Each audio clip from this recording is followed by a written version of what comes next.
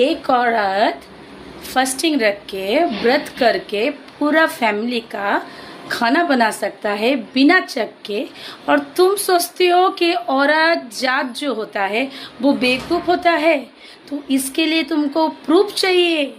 तो ना बाबू, प्रूफ तो देगा समझदार लोग। तो प्रूफ औरत किस लिए देगा? मर्द कैसा है तो वो मर्द ही नहीं जानता है, तो औरत कैसे देगा? एक औरत के पेट से ही मर्द पैदा होता है, जन्म देता है। तो ये सिलसिला बहुत जन्म से चल रहा है। पहले सास दिया, माँ दिया, बेटी दिया, दीदी दिया, सब लोग दिया।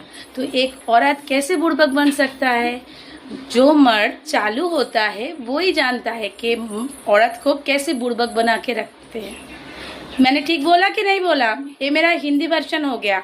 और बेंगोली वर्जन में जो होता है वो है कि যতই তুমি চালাকি করো তোমার বউ বাচ্চা, তোমার মা বাবা দিদি বোনের সাথে, তো কর্মা বলে একটা কথা আছে না, তুমি যেরকম ফল পুঁতবে জমিতে সেরকমই তোমার ফসল হবে।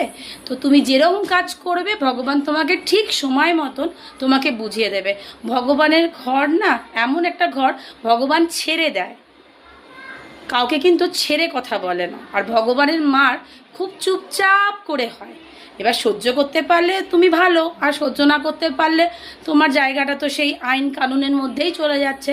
তো যতদিন তোমার বাড়ির ফ্যামিলির বউকে তুমি বুড়বাক বানিয়ে রাখতে পারবে ততদিনই ভালো।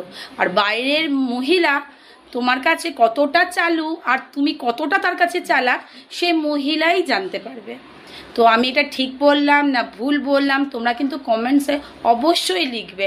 তো আজকের দিনটা সবাই খুব ভালোভাবে কাটাও, কেন আজকে একটা পবিত্র ঈদ। আর আমার মুখ থেকে ঈদের কথাটা শুনছো কেন, আমি আগেও বলেছি এখনও বলছি, আমার কাছে ধর্ম এমন একটা জিনিস যে জাতি ধর্ম আমার কাছে কিছুই না। আমি সবাইকে রেসপেক্ট করি, সবাইকে শ্রদ্ধা করি। কেন বড়রা আমার প্রণাম নেবে, যারা আমার আপু আছে বাংলাদেশের, যারা কলকাতার লোকেরা এত দিন ধরে রোজাটাকে পবিত্র রোজাটাকে পালন করলো এতটা কষ্ট করে, তারা যে আজকের দিনটা তাদের একটা পবিত্র দিন, সবাই সবার মতন প্রে করবে। আর যারা আমার জন্য প্রে করেছে সমস্ত দেশের মানুষেরা, আমি সমস্ত দেশের, কেন যারা আমার ইউটিউব ফ্যামিলি একজন দুজন দিয়ে আমার ইউটিউব ফ্যামিলিটা আমি তৈরি করিনি, তারা একটা নতুন সুন্দর আজকের দিনটাই আমি বেছে নিলাম।